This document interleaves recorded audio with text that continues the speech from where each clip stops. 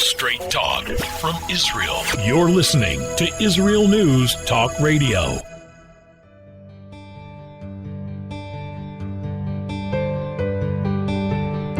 Hello and welcome to Soul Talk. This is Leora Mandel. I'll be joined with Rabbi David Aaron after the break. What kind of life do you want to live? Now, I'm deliberately pausing here because I feel like this is a really big question, sort of open-ended. So everyone who's thinking about this question may be in the process of starting to answer it in a little bit of a different format. But it's a very important question. What kind of life do I want to live? I think so often we're sort of living on autopilot where we're just living life and we're not really stopping to think about what kind of life do I want to live. And maybe I have thought about this question, but do I stop to think how much is my life in alignment with the kind of life that I want to live? Now, there's many different directions, again, that one can take with this question and how they're thinking about it. But the direction that I'm going in with this is, look, we can already divide our lives into, do I want to have a more spiritual life? Do I want to be more involved in the material world? Do I want to have a life that's connected to God? Do I want to have a life where I sort of focus on myself and live life the way I want it, I see it? I don't really want to think about God so much and spirituality because it may come in the way of how I want to personally live my life, how I feel comfortable with. Do I want to live a life of meaning? But what does that mean exactly? Life of values, but where are these values coming from? Who's setting them up? So even when we answer these questions, I could say maybe my answer is I do want to live a more spiritual life. What does that look like? What does that mean? You ask 3 people what that means. It may mean something very different for each person, right? I may want a little bit of everything. Sometimes we want it all. I do want to be more spiritual. I want to be more connected to God, but I also sort of want to do my own thing, and I don't really want to have to think about God, and I don't want to have to think about spirituality. I don't want, maybe, yes, I see the importance of living a life with values, but sometimes it's not always convenient, right? Maybe I want to live connected to religion, connected to God's commands, but maybe I also want to do my own thing. Sometimes we struggle with this. So when we ask this question of what kind of life do I want to live, it is a very core question. What does it mean, though? And even when we answer this question, so for example, I may say, I want to really live a life that has more spiritual connection, see the world and see everything that's going on around me with a more spiritual lens, spiritual glasses. It will give me a new perspective on understanding the world around me.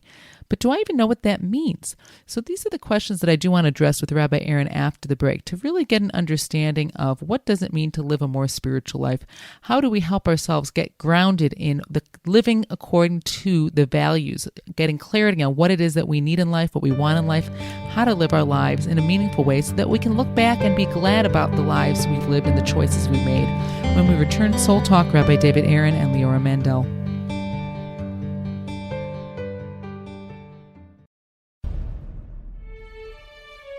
Israel is located in one of the most volatile areas in the world.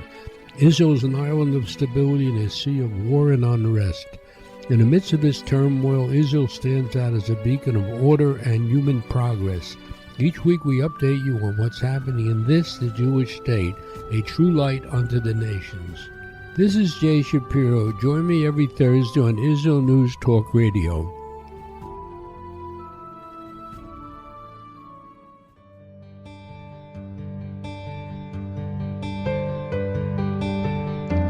Hello and welcome to Soul Talk. This is Leora Mandel with Rabbi David Aaron. Rabbi Aaron, I oftentimes feel like, there's 2 parts of me. I feel like a lot of us can sometimes feel like even within ourselves, we say there's like this struggle. There's a part that is very earthy, materialistic, searching for creature comforts, wanting to be comfortable. And then there's a part of me that feels like it's striving for more, wanting more, this spiritual side. And I feel like there's a part of me that definitely recognizes the importance of living with more spiritual mindedness and trying to tap even into that side of me that wants that more, that's striving to live life and see the world also through a more spiritual lens, I'd call it. There's also society around us, which definitely doesn't help with all the messages it's saying, of just saying, take care of yourself, be natural, be yourself. We live in a very material world. And So with this struggle, what I want to understand is there's a part of me that understands and wants and strives towards wanting to live what I call a more spiritual life. There's also made me realize one day, do I even know what that is? What does it mean to live a spiritual life, to live life seeing the world with a spiritual lens? How would my life be different if I could really achieve that? So I thought this is a great question to bring to you of what does it mean to live a spiritual life with a spiritual perspective? Great question. And I actually I'm uncomfortable with the word spiritual because generally spiritual is the opposite of physical. And it gives people this vibe that, there's something about me that I have to diminish, my body, my property, and in order to succeed in spiritual, because the twain shall never really work together. There's some kind of conflict here, and that's not Jewish. The Torah's goal is to be holy, and a holy person is a person that is whole. And we are not against our body. We're not against having nice material things. It's actually a piece in the Talmud that says a beautiful home and a beautiful spouse and beautiful furnishings broadens your mind. And so we're not against the aesthetics, but a friend of mine once asked his rabbi, he said, listen, I can live in Chicago and I can afford a nicer home and I can get better furnishings, and okay, I can find a nice spouse anywhere. But, so why should I not stay, outside of Israel? Why should I move to Israel? And his rabbi said, listen, it says that it'll widen your mind, but now the question is, what are you going to fill your mind with? In other words, there's advantage, the physical and the spiritual side are two sides of one coin that could and should actually be helping each other.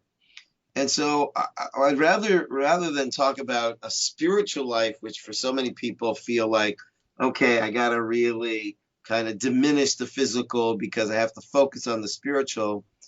I'd rather focus on a holistic life whereby everything about me, the spiritual and the physical, the intellectual, the emotional, the physical, are all focused on one purpose.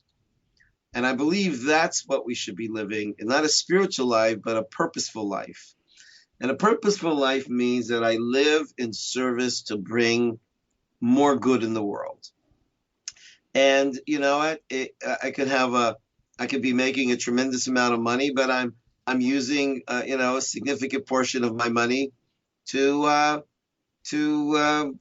donate to important causes or to whatever it is. It's a purposeful life. And the goal of Judaism is to not focus on having more, but being more. And if what I have contributes to who I am, in terms of like, if I know that my purpose is, let's say in my case, my purpose is to be a teacher. And so I'm going to use whatever I have physically and spiritually towards bringing more wisdom into the world. And so perhaps I'll buy myself a really excellent recording system so that I can do, audio files. I don't know what it is. The point is to take everything I have, unite it all into a life of purpose, where I live a service-driven life, whereby I'm serving to bring more goodness into the world. And that could be wisdom or healing or kindness or love or justice or peace, and it could be all that and one of that. I mean, everybody is unique and different in how they can be of service, but we should all live in a state of service. And, I heard from Rabbi Torsky, Zichron Bracha, a great loss for the Jewish people. He was a great doctor and rabbi, a psychiatrist.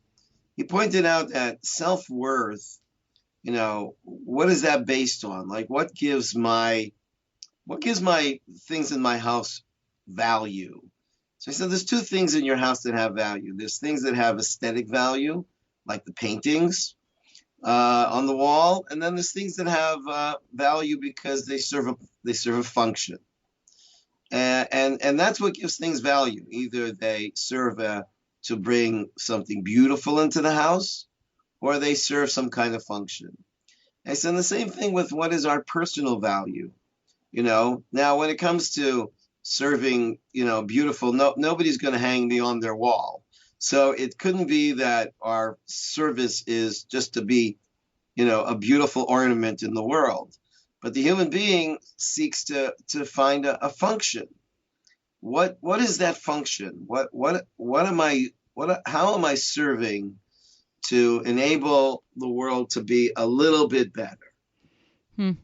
This really does give a whole different perspective, I think, than when we think of the concept of living a spiritual life. It really is about living, as you said, a holistic, balanced life, living with purpose. So, and it sounds, I like that it sounds much more simplified. At the same time, anything simple also sometimes has its complex side. So if a person's finding themselves struggling, sometimes we have this struggle. It could be an internal struggle of feeling, there's different parts of me. Does that mean that the balance hasn't been achieved then? And how would we find this balance? Because like any kind of balance, it's oftentimes a little bit too much, in one direction, the balance is off. So when we find ourselves struggling, how do we find this balance? Yeah, I'm not sure that balance and struggle are opposites. Mm. In other words, it's kind of like when you're driving and your wheel, you kind of go a little bit to the right and a little bit to the left. A person could think that's struggling when that's actually, the way it goes. It's the same thing. Life is exhale, inhale, exhale, inhale. The question is struggle is not a bad thing. I had an idea for an animation of a car who's in therapy. He doesn't know he's a car. And his psychiatrist is Dr. Otto. And this car, and his therapist is also a car. And the car is talking about how he feels this struggle inside him. He constantly feels like as if he's exploding inside. And the doctor says to him, well, that's actually good because you're a car. And what propels us, and I'm also a car, what propels us are these little explosions. And when we use these explosions to propel us, that's good.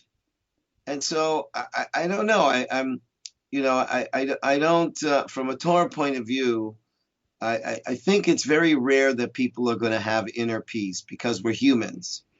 And humans, Rav Soloveitchik has a beautiful teaching. It says in the Torah that God created man, male and female, he created them. Well, so the question is, was man a man or was man an androgynous being who had both male and female within him? And Rav Soloveitchik says that within every human being, whether you're a woman, you have some man in you. And if you're a man, you have some woman in you. And there's this conflict. And what makes us human is the conflict. And that drives us forward. The question is, how intense is the conflict? Or what are you doing with the conflict? But I think people make the mistake to think that conflict by definition is bad. When in fact, it's like electricity.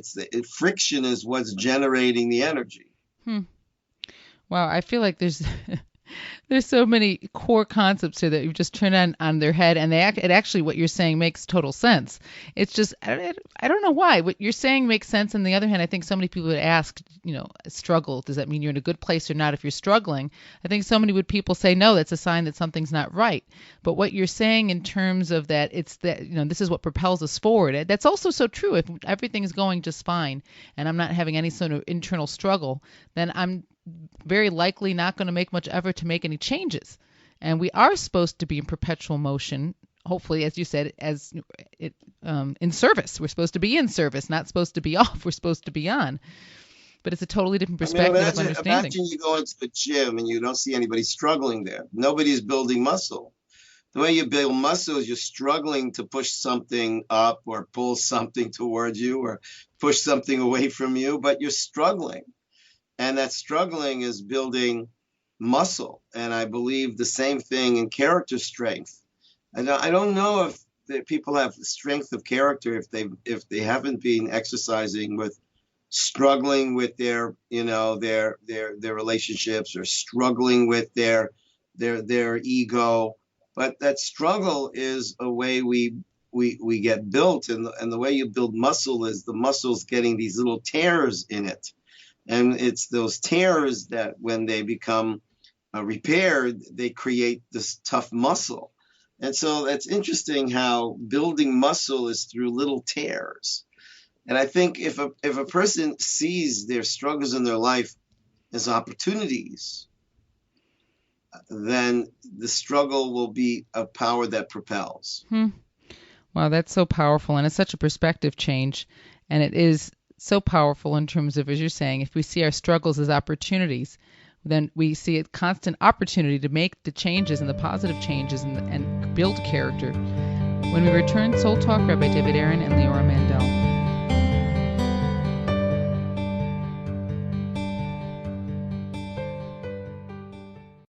The Tamar Yona Show. Tamar? She's sassy. She's smart. She's funny. But she's also a real Jewish mother. Hi, everybody. I'm Tamar Yona. And yes, I can be all of those things. But at Israel News Talk Radio, I'm here to bring you the news stories and guests that you may not hear anywhere else. Join me live on air Sundays, Mondays, and Tuesdays for the most unique and bold talk radio in Israel. The Tamar Yona Show. Shalom, I'm Leah Aharoni. Join me on my show, News from the Torah. Each Sunday, we'll use the weekly Torah portion as a prism for understanding the news today. Listen to News from the Torah to gain clarity about the times we're living in and to understand your own spiritual path in the process. News from the Torah every Sunday on Israel News Talk Radio. Hello and welcome back to Soul Talk. Leora Mandel with Rabbi David Aaron. Just in the first segment, I know for myself, and I'd imagine so many listening, it's just such powerful perspective change in terms of understanding. When I was asking, what does it mean to live a spiritual life, and you're explaining it's not about spiritual, it's about this balance. There's nothing wrong with the material world. God put us here in physical bodies. It's about the balancing the two, living with purpose, with meaning. And even when I was asking about struggle, which I think is something, a sign that something's wrong, you're explaining, and it is clear, and it's true that struggle is how we build ourselves, right? We're not building muscle if there isn't some tension and some struggle. So what I'm realizing, too, is so much is about the perspective and recognizing, as you're saying, and finding this balance. And at the same time, we live in a society where there is such emphasis on things that can bring us out of balance. Like the importance of working for the sake of work and advancing for the sake of advancing, even if it means you're compromising on your values or your family life or other things that, how do we set what is important to us in life is often being determined by society. So when we find this balance, even when it comes to these values, there's a value and there's work as much as you can, advance as much as you can, versus the value of having quality relationships is important. There's sometimes so many kinds of messages, even within the realm of how do we find balance and knowing what truly is the kind of balance we should have in our life, especially when sometimes there's messages from society that it's not so clear to us all the time, or we can get sucked into believing that what they're saying is true, as this is where we should put our emphasis. Well, that's why I'm very grateful I have Torah in my life and teachers in my life. I don't know how a person could fend on their own. I think we need to seek wisdom. And, our teachings say you should seek wisdom like it's gold, because there's nothing more valuable than wisdom. And true wisdom is a wisdom that is applicable to life, not simply theoretical, but is something very helps me see myself in a way that is more empowering and gives me direction. And I don't know, I see people after many, many years of being in a world, it's almost as if they're so brainwashed that they can't get beyond that there's something more than money.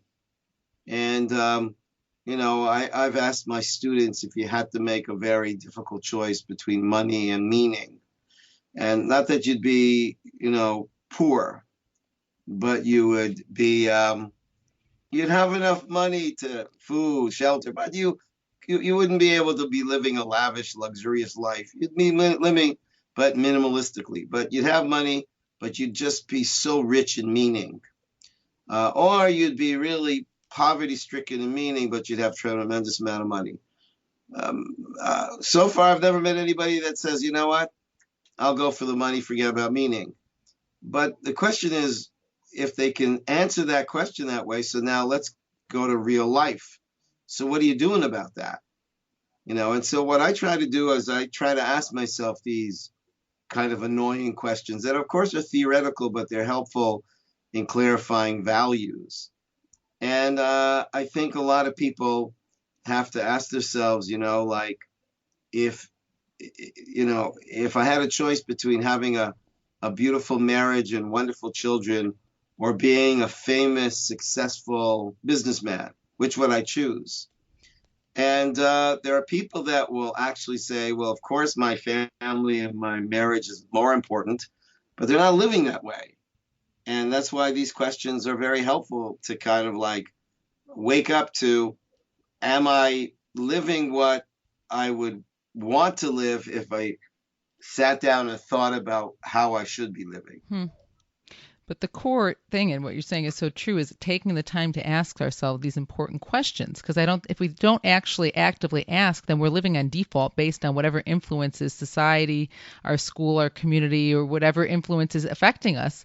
If we don't actually stop and think for ourselves, it's almost like I heard someone once say, it's like if you're driving a car and you're making really good time, but you haven't figured out where you're going. You're just, as opposed to making sure you have a map and a plan of what your destination is. It's great that you feel like you're moving and you're moving really fast, but if you haven't figured out where you're going, then what progress are you making in life? If anything, you may be going further away from, if you actually would stop and think about what your ultimate destination is, you may be going in the wrong direction, but very quickly. Yeah, Carl Jung, the psychologist, said that most of his patients were very successful businessmen.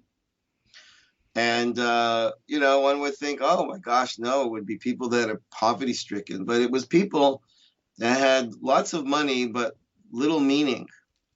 And, and meaning is oxygen. And what gives us meaning is service, that I'm contributing.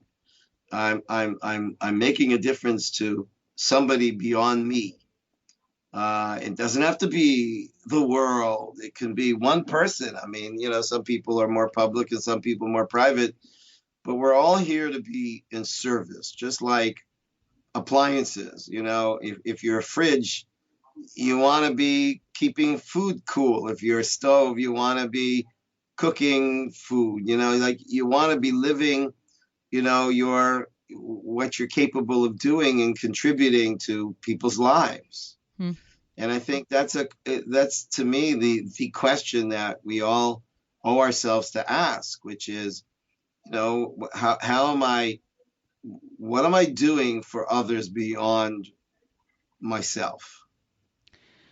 I'm thinking about some of these core important questions you're asking. And you made the comment, I believe, that a lot of people will answer the questions one way, but are living their lives a different way. Do you think it's because people don't take the time to stop and think about these questions? Or even once someone does think about the questions and answers it, that oftentimes people aren't just turning around to change their lives? Why is it that we live such contradictions? I mean, it's like the classic example of the man who you'd ask, is your family important to you? And he'd say, yes, of course, the most important thing in my life. You might say, well, why aren't you spending time with them? Well, I have to work. I have to make money. So many reasons why. So we can say one thing, and there's so many aspects that all of us have some aspect of saying something we believe in, but living our lives so differently. Why do we do this? I don't know exactly. I can guesstimate. I think part of it is we are in a world that is mesmerizing, and we're able to say things intellectually correct, but not necessarily have we brought it down to really deeply connecting to it. That's actually in Kabbalah. There are three faculties of intellect, what's called Chachma, Bina, and Dat. And Dat is translated as knowing, but it's much more than simply knowing information. A person I don't think there's anybody in the world at this point that doesn't know that smoking kills. It's on all the packages. And yet there's still lots of people smoking. So, and if you ask them, well, do you want to die? No. So then why are you smoking? And it's because they really don't believe it's going to happen to them. Or they know it intellectually, but they haven't really deeply owned it. And so they don't realize that. And there's things that we can know that could take years to realize that yeah, like that's real, that's really serious. And it's a weird thing that you could know something in a very informative way, but it just doesn't touch you yet. And so, I think so. You could have a person, you could ask anybody, does smoking kill? Yes. Why are you still smoking? Okay, let me introduce you to someone that has lung cancer. Suddenly, whoa, they're shook up. Now, why are you shook up? There are people with lung cancer. Is there new information? There's not new information. There's new realization. All right, well, so the guy still doesn't stop smoking. So you bring him to a cancer ward in some hospital. The guy's shook up. What, you didn't know there's cancer wards? So that's the interesting thing between information, which is a kind of cold data input, to a deep realization that moves me emotionally to change. Because it's the emotions that change us. We have to intellectually understand something to the point that we get emotionally charged by that knowing, and that is when we start behaving differently. So I call it emotion causes motion. Wow. This really ties into even this topic of what I started out as spirituality, but the holistic living. I think obviously there's a first step of, we're saying, knowing what values you should have, which is already a first step. But then this is the next challenge, is that sometimes we can be clear in our heads about how we should be living our lives, the kinds of actions we should be taking, how we should be aligning ourselves. But there's the biggest gap. I think they say the longest distance is that between the head and the heart. And you're bringing out something that is so important, is that if I want to make movement, it's often not going to just happen from something in my head. It has to be I have to be emotionally connected to it. And this has so much even to do with, I think, our relationship with God. How often in my head may I be clear on certain information? I may have certain philosophical beliefs, but sometimes even that isn't in alignment with the way I'm living my life because I'm not emotionally connected to what I believe. Well, that's what they say in marketing. They say in marketing, the heart decides and the head rationalizes. So people don't buy for intellectual reasons. They buy for emotional reasons, but they can't just do something that contradicts their brain.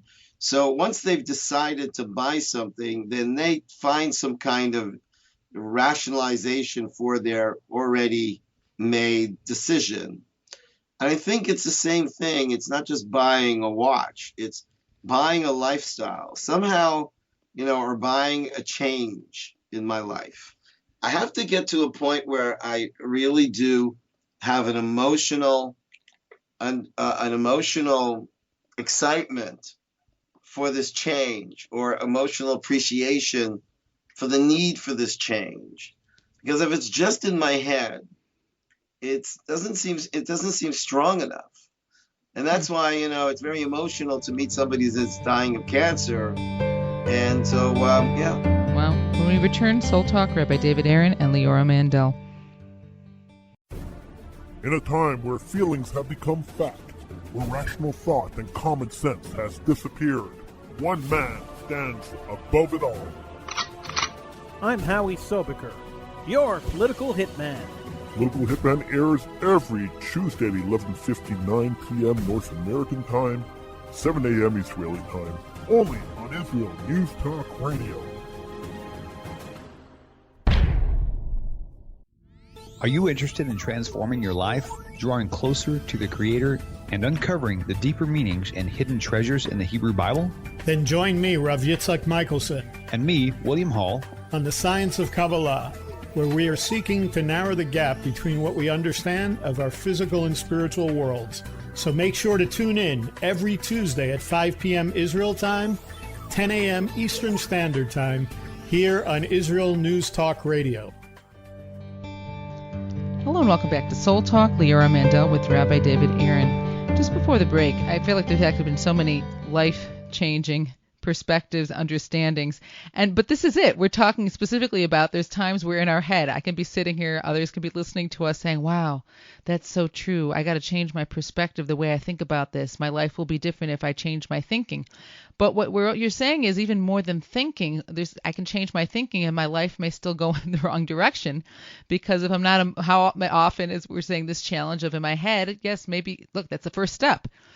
I thought one way and that wasn't the right way to think, or my values were in one place. Now I've thought about some of these core questions and my head is in a new place now, and I still may be living my life not in a way that's in alignment, because if my emotions aren't connected, if I'm not actually going to make a change, then just because my head's saying one thing, practically you're saying emotion comes from our emotions. So how can, especially this example, you go to a cancer patient, like what, sometimes some people, you hear these situations where boom, this one experience, or they met the first patient, like cancer patient, and they right there, that changed them. Others of us, sometimes it's like how many experiences or how many things we have to go through and we still don't budge, even though in our head we understand it. So how do we go about effectively charging our emotions so that we can make the changes we need to make in life? Well, one of the common attitudes in psychology is what moves people is fear of pain and love for pleasure. And that seems to break down what drives people is the fear of pain. And so they want to avoid pleasure, avoid pain, and they want to embrace pleasure. But they do find that avoiding pain is a lot more motivating than embracing pleasure. For instance, they found that people have a hard time making decisions and making a purchase, because even though there'll be tremendous pleasure in having that new product in their life, they're afraid of the pain of possibly buying the wrong product. So they'd rather not buy anything than take the risk of feeling the pain of buying the wrong product. I understand that. I'm laughing. Yeah, so go ahead. The fear of pain is a lot more motivating than the joy of pleasure. And so these are the two kind of driving factors. It's what I love and what I'm scared of. And I think very often people don't sit and really meditate on the terrible consequences that they're going to suffer if they keep on this path. If they keep, neglecting their family, neglecting their marriage. Why is it that people continue to smoke? Because they know that it's not going to be this cigarette that's going to kill me. Like, one cigarette's not going to kill me. You're right. It's not one cigarette that kills you. It's 10 years of smoking, but it won't be this one. It'll be the accumulation of 10 years of smoking. But people think, well, you know what? So I'm out of the house again tonight for a business meeting, but it won't be this business meeting that'll destroy my marriage. You're right. It's just like 5 years of neglecting your spouse that's going to do it. And so I think it's important that people really sit down and envision the wall that they're fast driving towards crashing into if they don't get their act together. And so, nobody wants to think about fear, but it happens to be that fear is quite a motivator. And I think people don't understand that they should deeply be afraid of how their behavior could be causing terrible life damage to their bodies, how their behavior could be destroying their marriage, their children. And someday they're going to wake up and the consequences are going to be right in front of them, and it will be too late.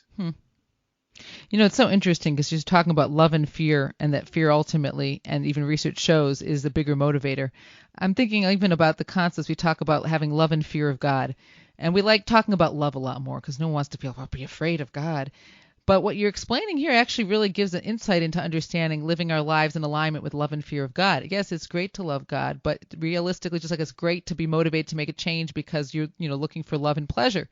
But realistically, sometimes it's the fear that's the driving force. And when we are afraid and therefore not taking that next piece of cake, if our blood sugar is going too high, or not taking that next cigarette, or making sure, not staying out late again because we're neglecting our family, whatever it is I'm afraid of the consequence of, ultimately that's actually bringing back to myself and the higher version of who I can be, and I'm putting myself in alignment because of my fear of that consequence. It's not, and it's giving me an understanding too, living a life of holiness connected to God. Fear also is very important, because yes, it's great if I'm doing everything because I just love God, but if even coming from a place of fear, it actually keeps me in alignment with the higher version of myself and my connection to God. Right, but it's important to just redefine fear of God, because we're not afraid of God. Nobody should think that God is trying to hurt them. What they should be afraid of is that their behavior is going to cause them to be disconnected from God. And they're going to bring upon themselves, uncomfortable consequences, because they are living a life disconnected from reality, which is what we mean when we say God. And so it's not like I'm afraid of God because he's going to hurt me.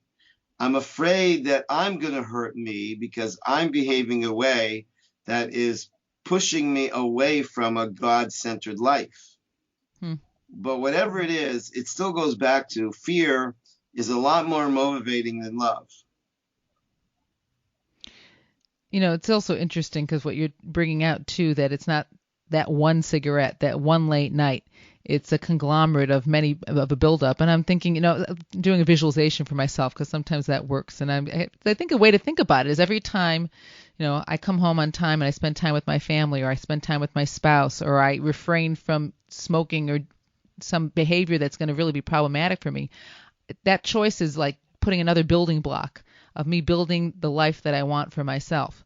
And every time I don't refrain from that, I smoke that cigarette, or I decide to stay out late, or I yell, and that causes tension with my kids or with my spouse or any of those kind of things.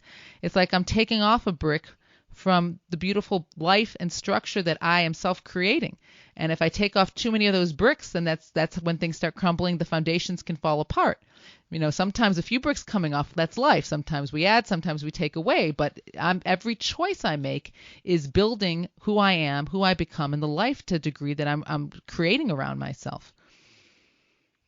Right. Well, that's what's referred to as wisdom in Judaism. Mi hacham haroeh et hanolad.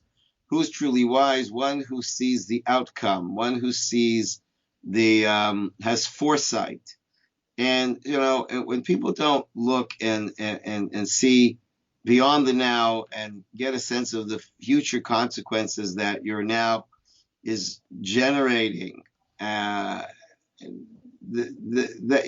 a lot of people are very much in the present without really having the wisdom to have and the foresight to see how their behavior is going to bring about very unpleasant consequences in the future. But a lot of people are very stuck in the instant gratification mode. And a much better way of living is to give up what's fun now in order to enjoy something more meaningful later. Really, that's very hard for people. Yeah, no, I think this was a topic we once discussed, because I distinctly have your voice in my head on this, the pleasure versus joy. And that if we're pleasure seeking, it's all about, as you're saying, what feels good right now. But what our goal is, a person who's going to be happy, a person who's a pleasure seeker, we're never happy, we're never satisfied, because it's always needing to fulfill a need for now. Whereas living life with joy it's not about what's happening in this moment. It's having these larger goals, these bigger pictures. And sometimes when we live life with joy, we're not in a moment of pleasure, and we can still be feeling joy because we recognize, like working out in the gym, am I sweating now? Am I putting this time and effort?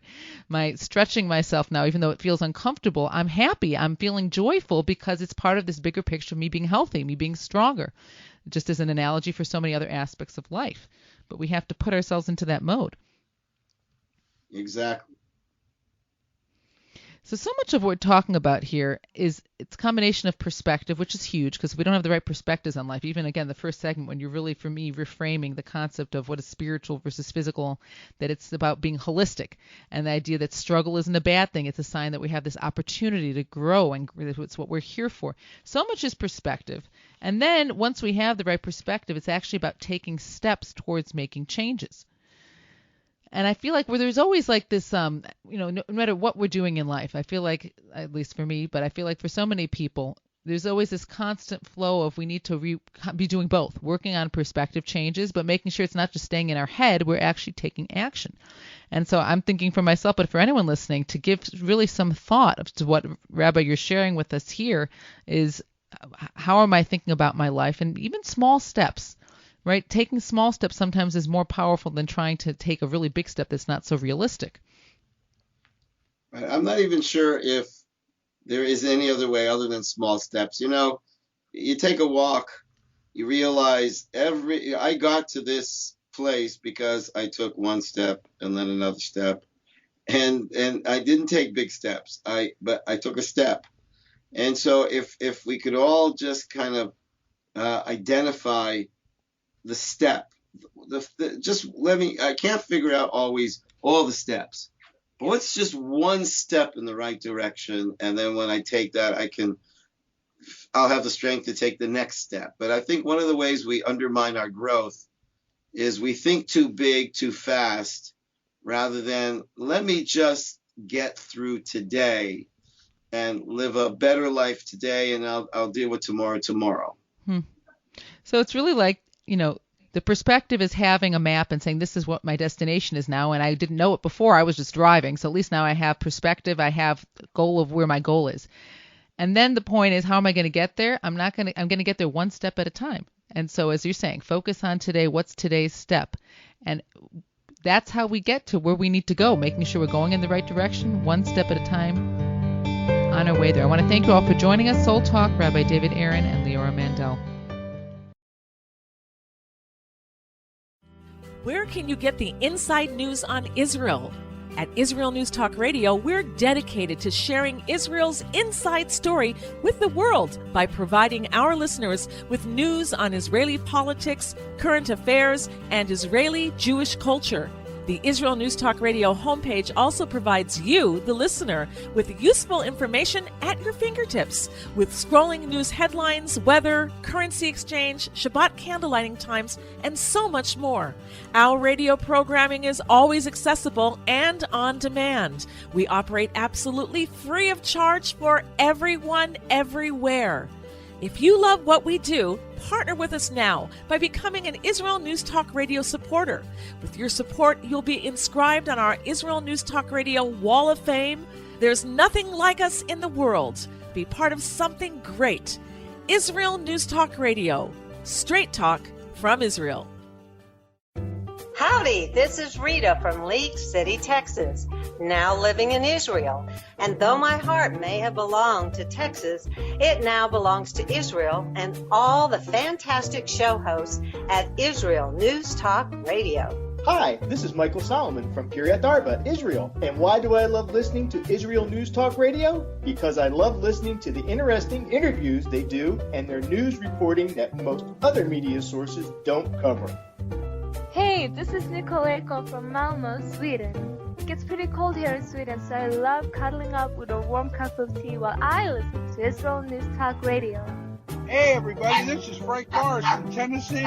Me and my dog Buster really love listening to Israel News Talk Radio. You're listening to Israel News Talk Radio.